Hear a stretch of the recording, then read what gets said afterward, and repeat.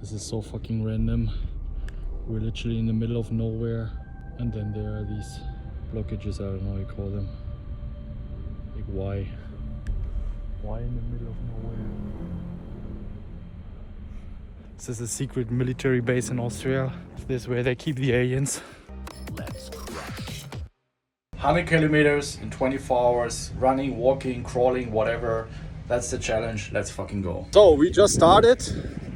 99.8 kilometers more to go, right? We're almost there. Today with Sylvester. Levente. A casual walk for him. I think we have to struggle, right? But we'll bleed. We will die for it. Let's fucking go. Again. First lunch break.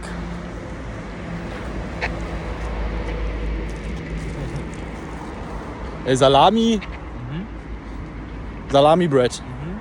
Also this time we started later. We started 5 p.m. The reason behind is it that we capture the night first, and then the second half is gonna be a daylight. Because last time the second half during the night would have been terrible, a big battle. So I want to get over the night first, and then the second half tomorrow morning, tomorrow noon, and then finish hopefully around 5 if we make it to the 100 kilometers.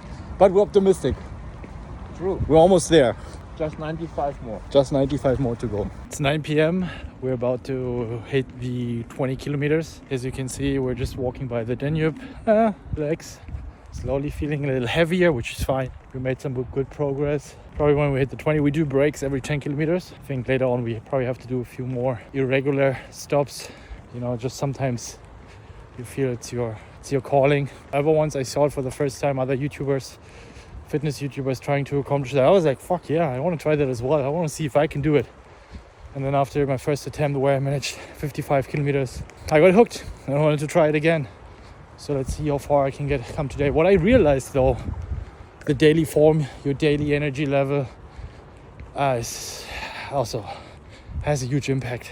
So everything needs to work out. This time we decided to start later because very often in the morning you have that rush, and the sunlight helps to release chemicals that make you feel more awake, fresh, right? We all know that when we partied through a night or we had an all-nighter, then in the morning, usually 3-4 hours, we feel quite all right. And then the tiredness kicks in throughout the day, early afternoon, late afternoon. So we hope that this will give us an extra boost, and then of course have some Red Bulls with us, some energy bars and stuff. So we try to use every tool, legal tool, that can help us getting through the right. Cheers.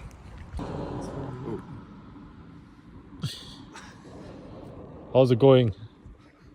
I'm good. He's completely exhausted. He just doesn't want to admit it. It's boring because we are resting now.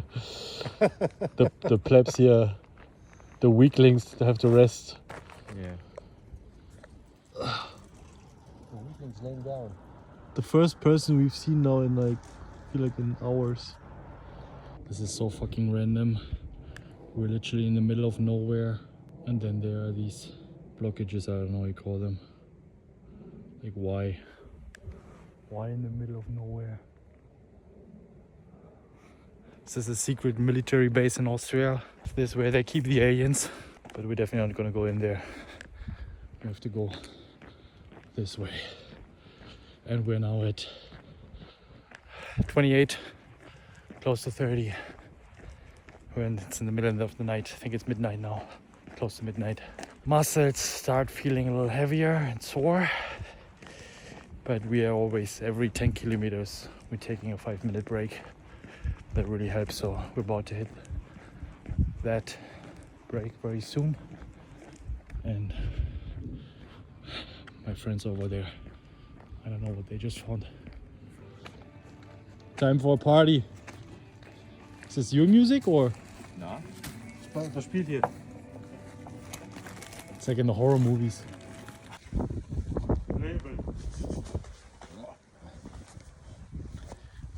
33. No, 34. 35. 35. We'll break at the church, praying for the upswing. Look at this guy. No more shoes. His feet are full with blisters. He's So. the MVP. Endstation.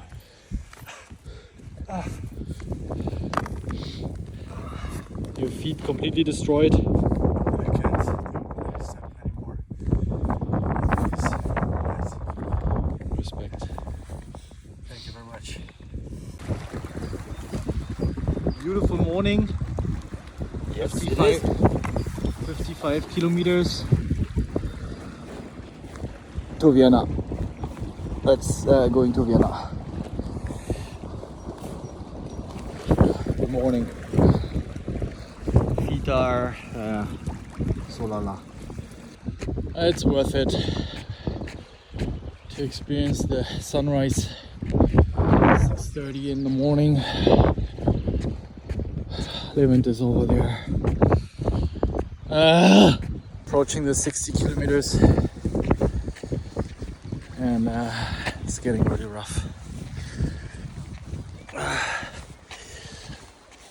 It's getting really rough. Why am I doing this?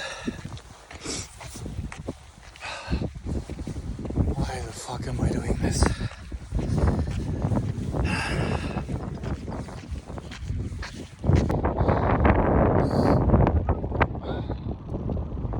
He still doesn't feel any pain. We're 60 kilometers in. But we got a beautiful view. It all hurts. Just everything. My knees, my calves, my thighs, my anaconda. Just everything. I don't want anymore. I think in the next city I might get an Uber. That's really rough. So yeah, 65 kilometers. That was the end. All muscles just closed, heavy as fuck. Could barely walk, knees started hurting. I was just a signal. Now this city here in Konneburg, I had to call a cab. And now it's 9 a.m. and heading back to Vienna. The problem is I could have maybe for a few more kilometers, but the next city where I could have called a cab was like 6-7 kilometers, and it's just not worth it. So thanks for watching. It's the pace I can walk. GG. 65 kilometers. Oh dear God. I also always believed that walking, running, doing these extreme challenges, it's stupid, it's a waste of time, like here and there lifting some weights or doing some sprints. I mean, it's still fine, but let me elaborate. And at some point I realized doing all these things, longer meditations, longer walks, pushing myself to my limits, even if it's just 2 or 3 times a year, I learn a lot more about life than reading books or even learning from mentors. And let me elaborate. So when you do or you attempt a 100-kilometer walk, and you can mirror this onto everything else, but when you're in for 20-30 kilometers and your legs start hurting, your knees start hurting, you need to focus on the things that bring you a little bit of pleasure.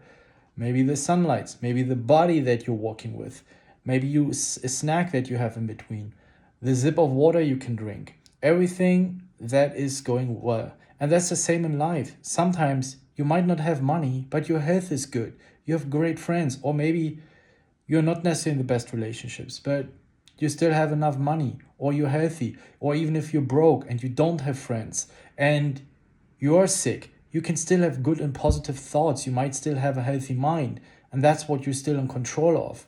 So I would have never made it that far, because after kilometer 30, it's just a battle against your own pain. And every kilometer, it's reasonable to give up, to say, I can't anymore, I made it pretty far. It's pretty reasonable, like 99% of people will never go that far and push beyond their limits and even reach that pain. So just by every kilometer focusing something, hey, an energy bar, oh, I at least have some food, I still have water, I still have my body with me that pushes me, the sunshine that is coming out, or even if it rains, there are always positive things in your life that if you focus on that, you will make it a lot further. I'm not ignoring the pain. I'm not like, it's everything is positive. No, I know that right now it's fucking painful and it hurts, right? But I also focus on the positive side of things, and that will help you to go a lot further and to reach your goals and even beyond. And if you just go through life and focusing all the time on everything that hurts and everything that goes against you, then you're not going to make it that far. So that's why I really like to do these extreme challenges for myself. The extreme for myself. I don't fucking care what extreme means to others. That's me and my limits. For someone, might be just going for 5 or 10 kilometers, right? Because you might not be so fit or you're overweight or whatever, and you can't make it that far, and you want to start and you want to step out of your comfort zone, and it might be extreme for you and it pushes you to your limits. And once you start experiencing this, you can mirror this into life, and you actually start understanding what you need to do and what you need to focus on. And doing this on a repetitive basis. Of course, you cannot go for a 100-kilometer walk every week. I mean, you could technically, but most of us don't have the time. 2 or 3 times a year, challenging yourself to do something hard. And then, of course, on a consistent basis with your workouts or meditations or journaling, writing, learning, whatever it is, not giving in every single time and still focusing, all right, even though I'm in this pain point right now, there's still positive things that make it easier to push through. So that's why I find these challenges extremely valuable. And next time I'm in a similar situation, I might be in a session where things are just going against me, I know what to do to push through because I'm experiencing it. I want to be that person that can push through and not just speaking out affirmations. No, confidence comes from proving to yourself that you can be this person. It's not going to work by just speaking out affirmations and telling yourself over and over. This is not how it works. Prove it to yourself that you can be this person by taking the action and doing it repeatedly. And then you just do it. And you don't need to talk yourself into being something that you actually not are, or you're actually never going to be. Perhaps if you never take the action and just think by, I'm going to speak it out loud every morning in front of the mirror, that's not really how, you're just lying to yourself. Take the action and the confidence will come naturally, and you're just going to be that person that pushes through, can endure downswings, is not tilting, executes your A game, your A game also in life and not just in poker.